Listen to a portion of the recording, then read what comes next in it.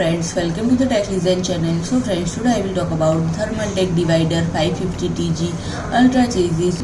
So friends, Thermaltake has announced the divider 550TG Ultra ATX mid-tower chassis, the first Thermaltake chassis with LCD screen allowing user to show off their unique style while monitoring PC real-time information.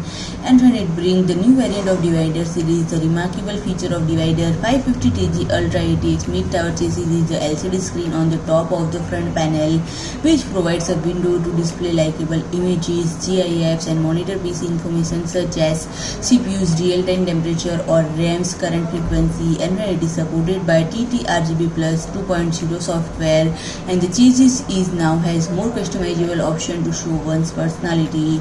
And friend, the divider 550TG Ultra ATX mid-tower chassis comes with 3 pre-installed 120mm 5V ARGB front fans, which can sync with RGB motherboard software from ASUS, GIGABYTE, MSI, and ASRock.